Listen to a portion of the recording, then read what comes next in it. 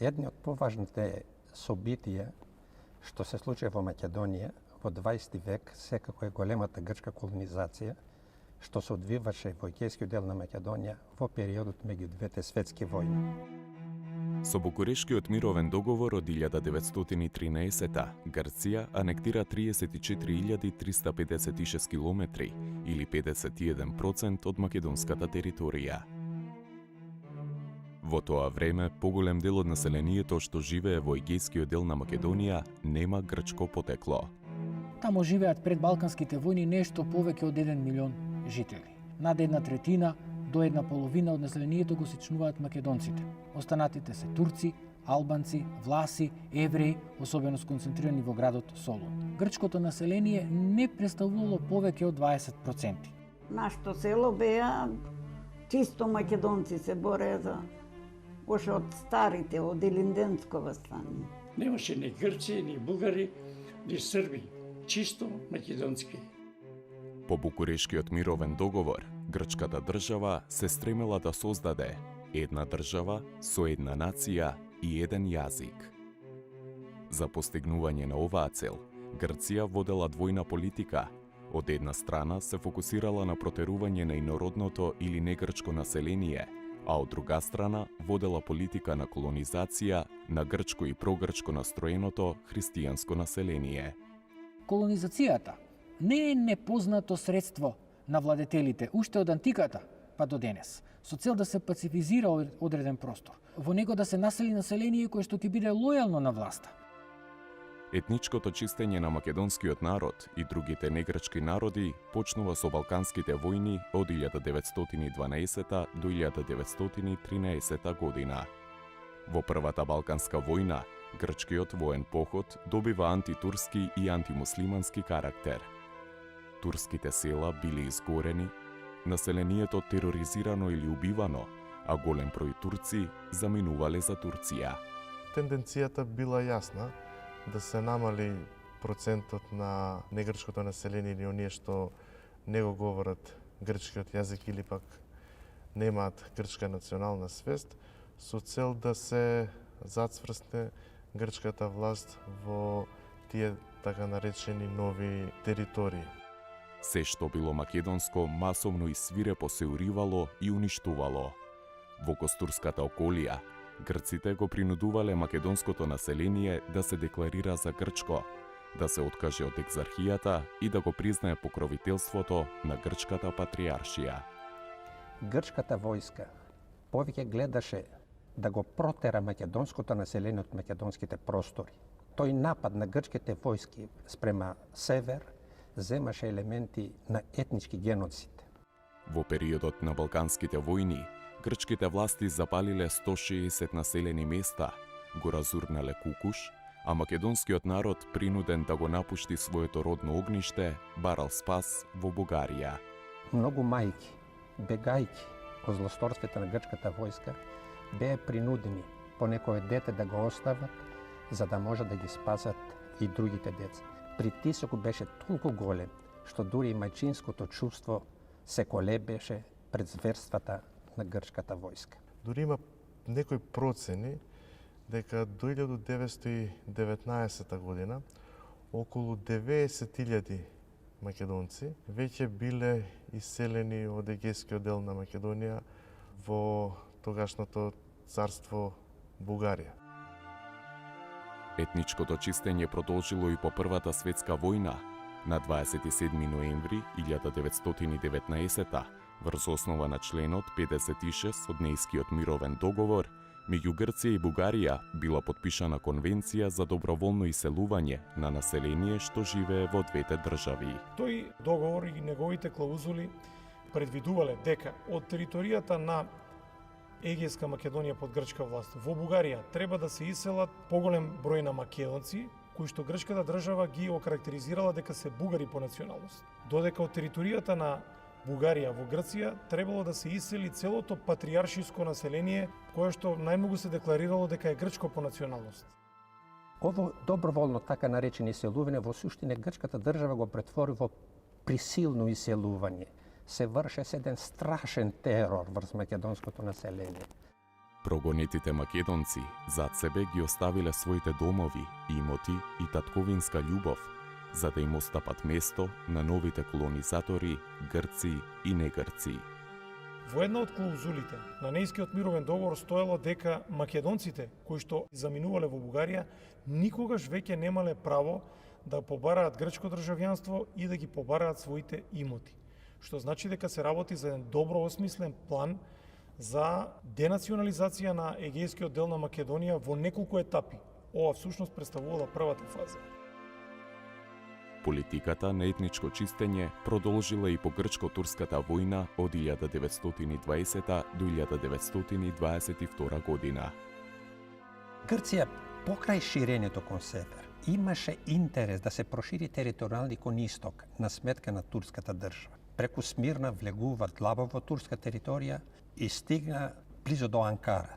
Тука грчките војски се запрени и тука има една крвава битка, битката во Закарија, каде турците успеа да ги поразат грците и Грција беше принудена да застани на столот на мировните преговори што се воде во Лозан. Со Лозанскиот мировен договор, потпишан меѓу Грција и Турција, во 1923 година била договорена размена на население меѓу двете држави. Имено, сето христијанско население од Турција било принудено да ја напушти таа држава и да се пресели во Грција, додека во спротивен правец заминале сите муслимани од Грција, вклучувајќи ги и македонците со муслиманска вероисповед од егејскиот дел на Македонија. Во егејска Македонија дојдоа речиси 1.200.000 грци и негрчко христијанско население. А од егејска Македонија беа протерани 350.000 муслимани, меѓу кои главно мнозинство беа турци, скоро 305.000 турци и 40.000 македонски махомедани или македонски муслимани. Со Лозанскиот мировен договор, Грција ја изврши втората принудна миграција на македонскиот народ, но и на други народи. Конечната бројка на протерани македонци по сила на Неискиот и Лозанскиот мировен договор изнесува 127.374 лица, или 34,39% од целокупното македонско население кое живеело во егејска Македонија. И грците за прв пат во историјата ќе станат апсолутно мнозинство во тој дел од Грција, а грчкиот јазик ќе стане доминантен јазик во комуникацијата. Селото наше броеше прво, пред да почнат војните, околу 1230 души. И после се намали на 700 од војните, знаеш, избега во Бугарија, во Америка. Покрај македонското, насилен притисок за иселување било изложено и влашкото и еврејското население. Македонските власи биле принудени да емигрираат во Романија и биле колонизирани во Јужното Бруџа, бугарска територија анектирана од Романија по Втората Балканска војна. Евреите, освен што биле омаловажувани и за разни, главно измислени причини малтретирани, тие били изложени и на високи парични казни, а неретко нивните домови или дуќани биле кршени или спалувани. Тие заминувале за Италија, Швајцарија или Франција. Паралелно со процесите на протерување на инородното грчко население, грчката држава спроведуваше политика на колонизација. За ваквата политика грчката држава применувала два метода. Внатрешна колонизација, реализирана со население дојдено од Стара Грција, Стерија Елада, Пелопонес, Епир, Крит и Егејските острови, и надворешна колонизација, реализирана со колонизирање на различно грчко и негрчко христијанско население, дојдено од ширум светот, Европа, Мала Азија, САД, Африка и Океанија.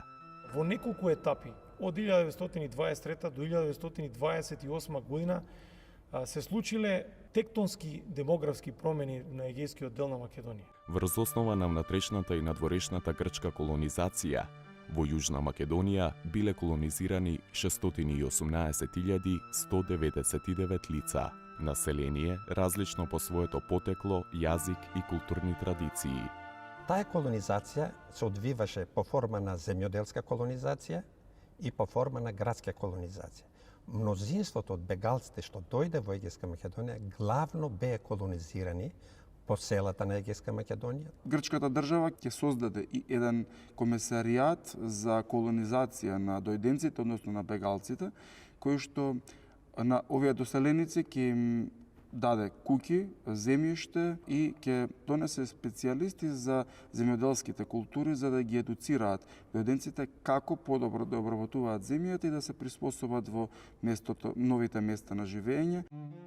Доста голем процент прифати да живее со македонците и има еден хармоничен живот, иако грчката држава од почеток им кажа на тие луѓе, новодојденците, дека таму живее еден барбарски народ, славофони што не знаат што се, но поголемиот дел од дојденците виде дека не е така работата и дека може многу хармонично да живее на тој начин. Грчката власт виде дека плановите не се остваруваат како што таа сакаше, дојденците не ги спроведуваат тие асимилирачки мерки што требаш да ги спроведат и почна некои нови, многу поригорозни мерки. Во егејскиот дел на Македонија биле населени околу 50.000 грци од териториите кои влегле во составот на Грција пред Балканските војни. Луѓето што ги извршува функциите како градоначалник, како претседател на село, како директори и останати функционери беа донесени од Стара Грција, така наречена Стара Грција. Селската колонизација главно се одвивала на сметка на македонскиот селанец.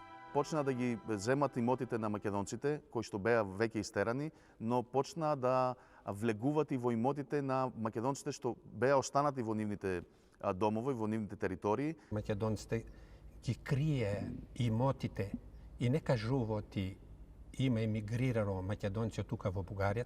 Имаше и физички судири меѓу маџирите и македонците за земјата. Македоните не сакаат да се даде собствена родна земја. Превземат некои мерки како тепање, како убивање, како заплашување, тероризирање на македонското население за тоа да се покори на нивните барања. Тие ја добивале плодната земја, но не сакале да ја обработуваат и таа иста земја која што некогаш им припаѓала на домородните македонци им ја давале под наем, а самите колонисти заминувале во големите грчки центри. Градската колонизација земала помал замав. Статистиката вели дека во градовите биле колонизирани 41.300 семејства или 153.000 лица.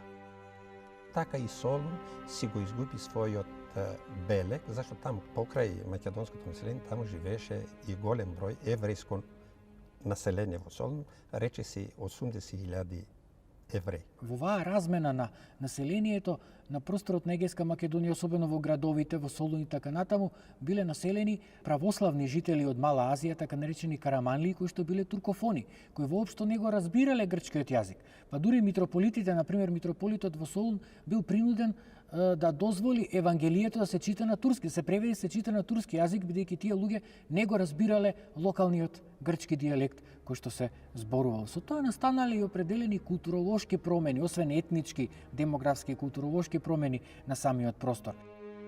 Промената на етничкиот состав на населението придонела да се смени и еднојазичниот статус на македонскиот народ и на грчкото малцинство, што своевремено живеело во Егејска Македонија. Со големата грчко-христијанска колонизација, македонскиот народ го изгубил својот етноисториски статус.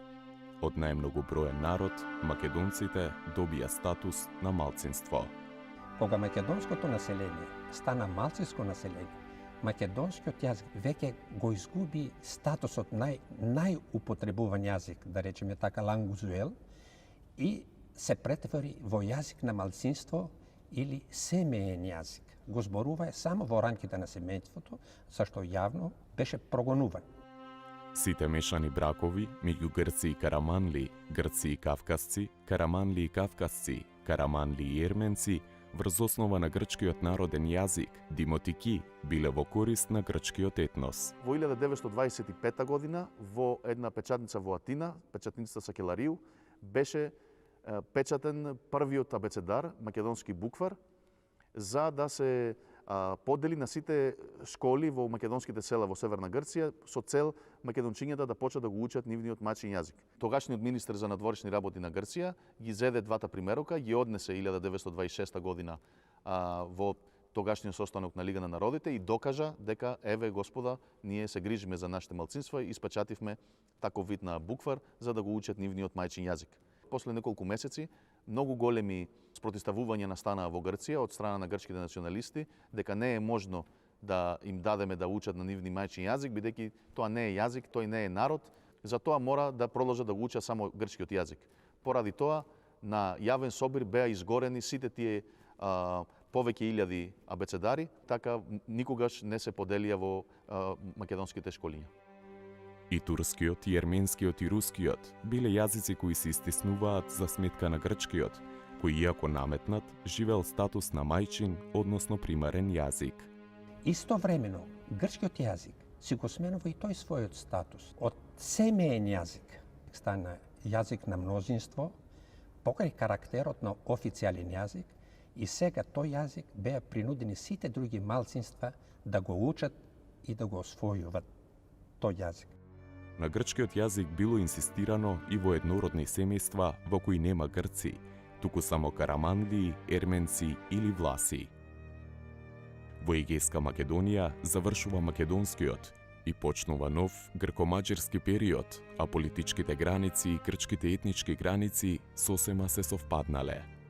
Грците стигнае до Гевгелија, што никош во историјата грчко население таму не постоеше. И со тоа и самите грчки политичари признаа дека тој простор е конечно хеленизиран, елинизиран, нели? Иако тврдеа дека Македонија е нивна историски, тие откако населија свое население за кое што сметаа дека ќе биде лојално, признаа дека тој простор е елинизиран. Големата грчко-христијанска колонизација директно се одразила врз грчката економија.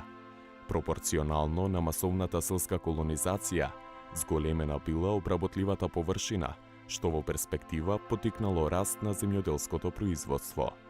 Во индустријата почнале да се развиваат неколку гранки, но највисоко се развила тутунската индустрија во Серес, Драма и Кавала. Почнало да се развива и килимарството, грнчарството и трговијата, со што Солунското пристаниште особено заживеало.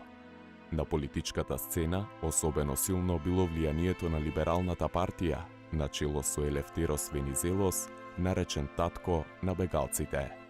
Најчестата употреба етничка што македонците користат за бегалците ги вика со едно заедничко име – маđири. Тоа што значи странци, тугинци, дојденици. Од друга страна, маđирското население, значи колонистите, македонското население главно најповеќе го употребува терминот ендопии, значи домородци, тукашно население. Со текот на времето, колонизираните грци и негрци од бегалци ќе се идентификуваат како елино-македонес или грко-македонци, за на крај да се идентификуваат како македонес или македонци. И Комунистичката партија на Грција, по големите етнички промени, почнала се почесто да го користи етнонимот славјано-македонци. Мораше тие нови територии, тоа ново население да се хомогенизира, да се направи грчко население, што се однесува до јазикот, до имињата, до топонимите, до начинот на функционирање, до традициите, до адетите и сите останати сегменти на живењето. Со законот од 1926 година почнала интензивна деноминација на македонските населени места, со што сите имиња на реки, планини, села и градови добиле грчки топонимски карактер. До најмало село, до најмала рекичка му било променето неговото македонско име и било заменето со грчко име. Полно села се обидува да ги преведат на грчки јазик согласно значењето на македонскиот збор. Само на еден мал процент не ги сменија, бидејќи со додавање на некој грчки слог на крајот имињата почна да личат малце на грчки. Пример, селото Буф, Леринско, го направија Буфи, така личеше некако на грчко име. Но и тие села од почетокот на 50-те години одлучија и тие да ги сменат за да нема никакво поврзување со старото име и така од Буфи стана Акритас, значи едно сосема грчко име. Воден стана Едеса, Лерин стана Флорина. Македонското име на Костур се смени со грчко име Касторија. Солун го доби името Тесалоники и многу други топоними. По големите етнички промени, грчката држава ја засилила политиката на денационализација и асимилација на македонскиот народ. Целокупната државна надградба, просвета, државна администрација, црква, војска биле ставени во служба на оваа политика. Грчкото училиште било местото каде македонците за прв пат се сретнувале со грчкиот јазик, а за побрзо изучување на истиот, редовно се предавале 2 часа грчки јазик и грчка историја, а сите други предмети се учеле низ песни и играње. Просветата се одвиваше во тој период ненормално. Се учеја песни и игра, но да се слуша колку почесто грчкиот збор за да се совлада грчкиот јазик. Секое дете задолжително требало да знае грчки јазик и историја и да се гордее дека е грк, да знае за славните битки на нивните предци, во Маратон, Термопилите, за јуначката и славна борба на андартите, така наречени македономахи, начело со Павло Смелас и Германос Каравангелис. Дојде многу тешко на мајка ми, на татко ми, кога се дојдов дома јас.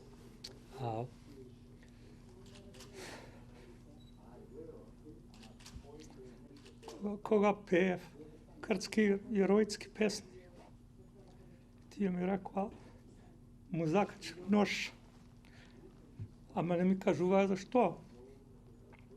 И за доста време пред да ми казат, оти ние не сме грци и тие песни што ги пеав јас против нас.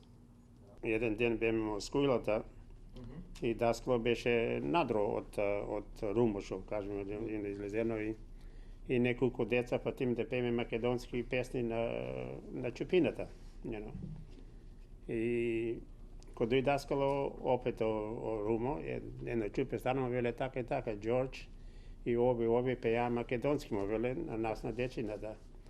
И даскало веле, кој пееше македонски, ти му кажи, тој јас за пееше македонски, да сум зашто пееше македонски, ама че спиеш и фаде да ме бие. И на школото ке ќодев, ке ме пушеше учителу, ој да ми сечиш 2 прачки, една дебела, една помала. Кој ќе дојдев натре во школото, 10 ке манеше на едната рака, 10 на другата. Од друга страна пак, учениците и младото грчко население, без разлика на неговото потекло, морале да знаат за злосторничката активност на комитаџиите, начело со Лазо Поптрајков, Пандо Кљашев, Васил Чакаларов, Митре Панџаров и други. Почнаа мерки да се забранува воопшто да се користи македонскиот јазик во било каков облик, во било каква средина, од домовите до пазарот до полето. Дури и ако некој прозбори македонски на некој животно, на волот кај што ора или на кучето за да го викне да дојде до него, големи беа казните и со тепање, со затворање, а исто така имавме и многу голем број случаеви каде што физички беше сечен јазикот на македонци, претежно на мајките македонки, за да не може да го пренесат јазикот на новите поколенија, значи на нивните деца. Најсуровиот напад врз македонскиот народен јазик го реализирал диктаторот Јоанис Метаксас во 1936 година. Βίαιος εξελληνισμός που έγινε στη διάρκεια της μεταξικής δικτατορίας. Αυτό σημαίνει τότε απαγορεύεται η δημόσια χρήση αυτού του ιδιώματος. Тој ја забранил употребата на македонскиот народен јазик не само во секојдневниот живот во селото, во обичната комуникација, на пазарите, свадбените или погребните ритуали, туку и во рамките на семејството. Секој што ќе продолжи да зборува на македонски јазик беше уапсен, беше однесен на судот и беше казнет парично или и со затвор, во меѓувреме и со тепање, со заплашување, со тероризирање. Кубење на мустаки, триење на јазикот со лута пиперка, плукање во уста, пиење рицинус. Ако не сте живееле под грчка диктатура, не знаете ништо. Они што велат СС германци, то ништо не е.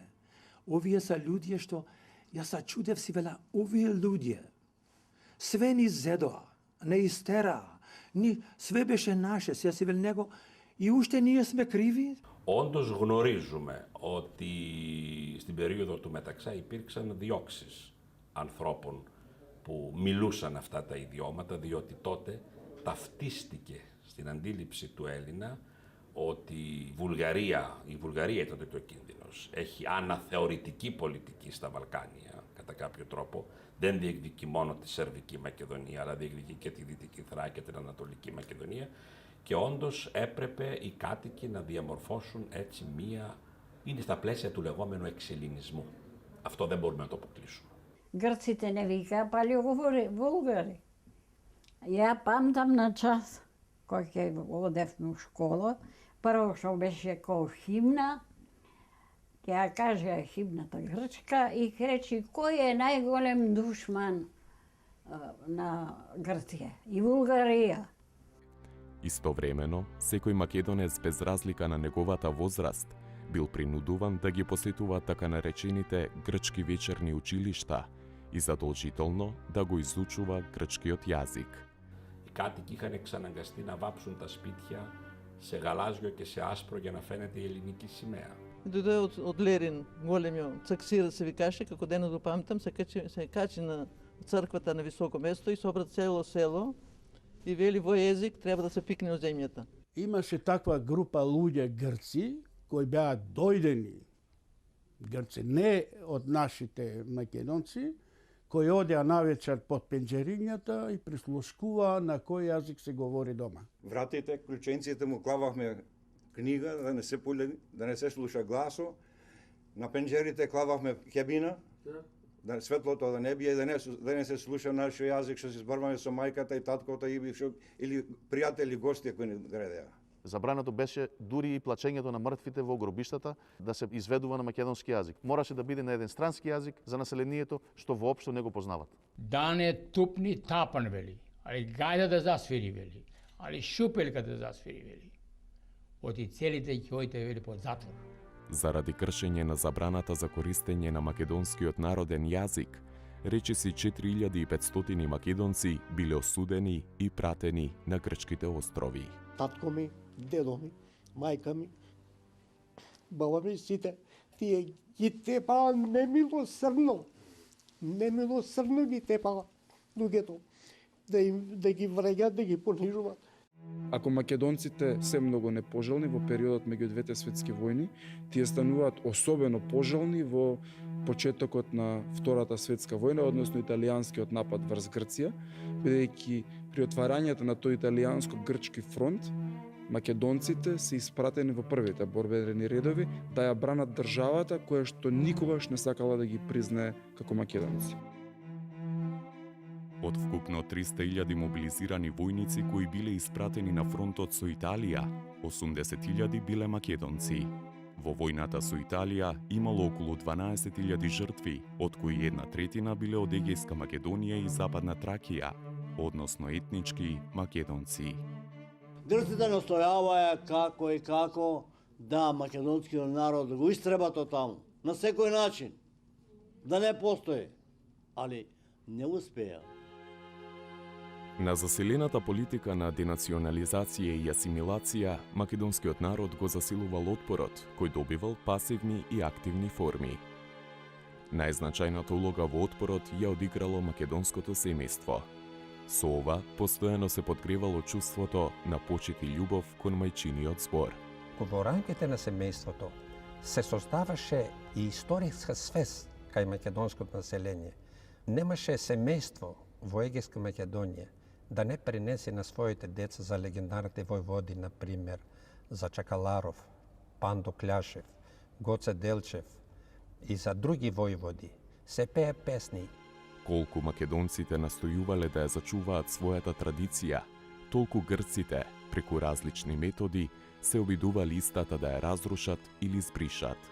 И кога се празнуваше Илинден, селаните излегуваа и на местата каде загинае војводи или комити ги одбележуваа со обични камиња, зашто грчката држава не дозволуваше да се дига споменици. Истовремено, во периодот меѓу двете светски војни, во семејството се чувал физичкиот и етничкиот интегритет. Речиси сите склучени бракови биле меѓу македонци. Многу ретки биле мешаните бракови меѓу македонци и грци или меѓу македонци и маđири, односно туркофони, кавказци и слично.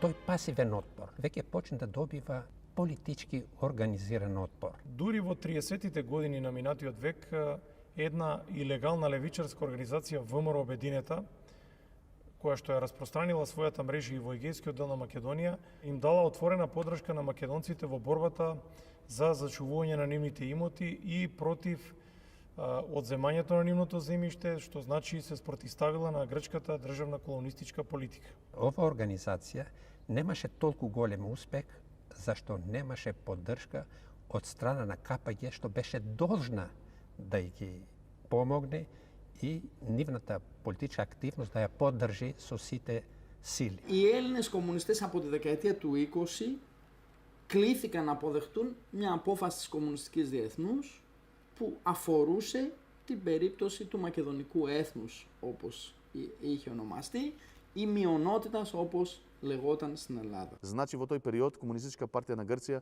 ги признава македонците како македонци, преку незиниот политички орган, значи весникот Ризоспастис, прави големи репортажи каде што ги пренесува сите состојби, лоши состојби што ги живее македонскиот народ. Поради таа причина почнаа македонците масовно да се приклучуваат на таа партија, да се запишуваат како членови на Комунистичката партија и скоро на сите македонски села да се создава јадро од видни македонци на секој село, јадро на Комунистичката партија за понатамошно организирање на селото и на населението. Το Κομμουνιστικό Κόμμα Ελλάδος, όπως κάθε κομμουνιστικό κόμμα την εποχή εκείνη, είναι μέρος ενός μεγάλου συστήματος, ενός διεθνούς παγκόσμιου συστήματος με κέντρο τη Μόσχα. Αυτό έχει πολύ μεγάλη σημασία για να καταλαβαίνουμε πώς σκέφτονται και πώς παίρνουν τις αποφάσεις οι κομμουνιστές, είτε είναι Φιλανδοί, είτε Κινέζοι, είτε Έλληνες, είτε Μακεδόνες, είτε οτιδήποτε.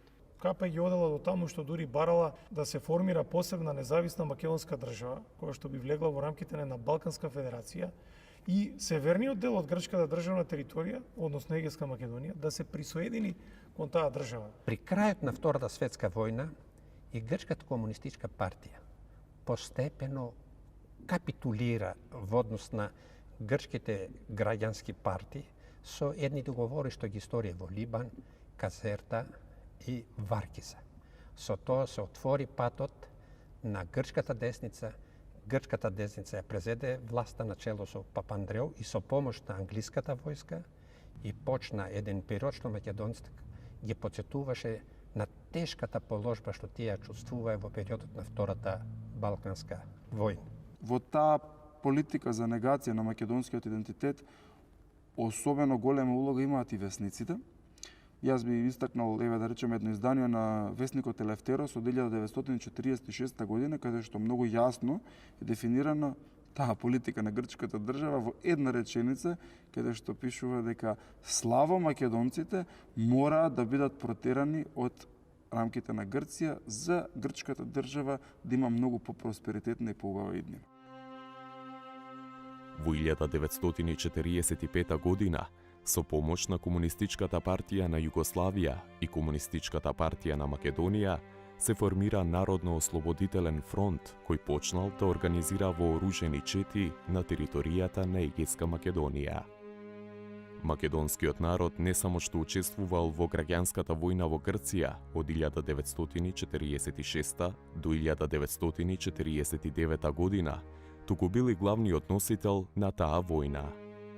Ако го кажем податокот дека од купно 40 до 45.000 борци на Демократската армија на Грција, 1/3 биле македонци, јасно ќе стане дека навистина македонците ја поддржувале Демократската армија на Грција, но од друга страна барале таа да се заложи македонското прашање правилно да се постапи.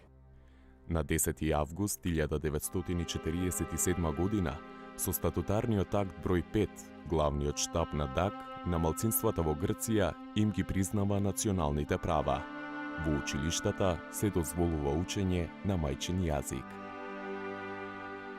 Во ослободените места од Егејскиот дел на Македонија 46-47 година, сепак Демократската армија на Грција и новоформираната привремена демократска влада на Грција, која што е опозит на десничарската влада, дозволила барем за една година да се формираат македонски училишта, во кои што се описмениле некаде околу 10.000 македонски деца на македонски народен јазик. се изучувале и предмети како македонски јазик, македонска историја, македонска географија, се добило привремено впечаток дека таа привремена демократска влада на Грција конечно ќе ги испочитува правата на македонците. Најпрво, британците ќе се истоварат во Солун за да спречат заедничко дејствување на партизанските единици од Вардарскиот и Егејскиот дел на Македонија, и токму заради ова британците и американците ќе испратат авиони, ќе испратат своји пилоти и ќе ги користат сите средства за уништување на комунистичките борци и членовите на Комунистичката партија на Грција. Во прв ред тука се македонците, меѓу другото се употребувани напалм бомби каде што македонците, односно партизаните, се горени живи. Речиси 20.000 македонци загинале во борбите во Грамос, Вичо и на други места, а 60.000 македонци и грци, меѓу кои 28.000 деца, биле принудени да емигрираат во источноевропските земји. Многу села биле разурнати и напуштени, а бројно население убиено во масакрите во селата Загоричани и Бамбоки, Костурско. Και η συμμετοχή του μέσα στην περίοδο 46-49 μέσα στις γραμμές του Δημοκρατικού Στρατού ενίσχυσε αυτή την καχυποψία των αθηναϊκών, των κεντρικών ελίτ έναντι του πληθυσμού αυτού. Απολύτως επιδιώξεις εθνοτικής εκαθάρισης, ήταν μια χρυσή ευκαιρία. На местото на протераното македонско население, грчката држава колонизирала влашко, прогрчки настроено население. Завршувањето на граѓанската војна во Грција резултира со така наречениот тренд бран на иселување на македонци од Егејскиот дел на Македонија. Зборуваме за бројка околу 60.000 македонци кои што се иселени. Од овие 60.000 македонци кои што се протерани, 28.000 се така наречените или познатите деца бегалци кои што ги напуштаат домовите и заменуваат во источноевропските земји за да никогаш повеќе не се вратат во своите домови во Егејскиот дел на Македонија. Доказ за таквата катастрофална состојба е првиот извршен попис по граѓанската војна во Грција, пошто било установено дека само во Егејскиот дел на Македонија неколку десетици места ги снемало, веќе не постоеле. Тоа се однесува пред се на села кои што биле населени со македонци по националност. Такви примери имате многу низ македонските села во Костурско, во Леринско, во Воденско. По новата миграција, уште повеќе се зацврстил малцинскиот карактер на македонскиот народ. Тоа сериозно влијаело и врз јазичниот статус на македонскиот народен јазик, ако во периодот од 1913 до 1950 година македонскиот народен јазик за македонското население имал статус на мајчин или примарен јазик, по 1950 година постепено ќе почнува таквиот статус да се губи. Грчката држава вршеше таков притисок што емисари на грчката држава, офицери, свештени лица, патува по македонските села, го тераше македонското население да се собира на сред село и да дава заклетви дека од денес се колнат и нема да зборуваат на својот народен македонски јазик и оти ќе зборуваат само на светиот јазик на Исус Христос и тоа грчкиот јазик. Грчкиот јазик македонците го изучувале од најрана возраст и со тоа овој јазик почнал да се присвојува како мајчин, природно да се изговара и да се чувствува. Македонците одбива меѓу двете светски војни да се создават мешовити бракови со грците, да се го зачуват народот и расата. По граѓанската војна во Грција, веќе тој народен, таа народна солидарност се скрши. И веќе грчкиот јазик почна масовно да влегува по македонските села. Со влегувањето на грчкиот јазик во рамките на македонското семејство, почнал процесот на дефинитивно асимилирање на македонското население од Егејска Македонија и негово постепено, но сигурно претопување со грчката нација. Македонците кои што останаа во Егејскиот дел на Македонија се обидуваа политички да се организираат, но нормално тоа грчките закони не им го дозволуваа. Сакам да кажам дека идејата за создавање на првата политичка партија на македонците во Егејска Македонија Виножито не е случајна, но сите грчки закони биле рестриктивни во тој поглед и воопшто човековите права на македонците во Егејска Македонија биле сведени на едно најниско можно ниво. Со ниту еден закон, со ниту еден акт, грчката држава не признавала постоење на македонски етност, односно на македонска националност. По грчката граѓанска војна, преостанатите 150.000 македонци повторно биле изложени на политика на денационализација и асимилација. Со цел да се разбие етничката компактност во Костурско, Леринско и Воденско, во 1953 година грчката држава го донела законот за колонизација на пограничниот појас. Истата година бил донесен закон со кој од грчко државјанство биле лишени учесниците на така наречената бандитска војна. Неистите им се конфискувал имотот. Грчката држава донела неколку закони кои што требало да го спречат евентуалното враќање на македонците учесници во граѓанската војна во Грција назад во Грција. Од таа гледна точка законите кои што ги носела воглавном содржале членови според кои што им се дозволувало враќање само на оние учесници во граѓанската војна во Грција кои што биле грци по род. Колку и да е дискриминирачки овој член од грчките закони, сепак таа де факто и де јуре признавала дека имало и други луѓе по националност, односно македонци. Ваквите закони се носеле не само да се спречи репатриацијата на македонците, туку и да се спречи евентуалното нивно побарување за враќање на нивните имоти. Тоа би било воглавно второ прашање кое што требало да следи ако грчката држава го дозволела враќањето на македонците во Грција. И тоа беше доволна бариера македонците воопшто и да не помислуваат да се враќат се таму некаде до доците 80-ти години на 20-тиот век. По 1990 година во Грција се забележуваат промени во однос на малцинската политика.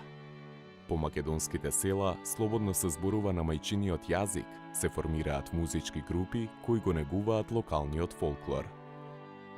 Македонскиот народ формира политички организации, како што е организацијата Виножито, а се печатат исписанија на македонски јазик Моглена, Зора и Нова Зора.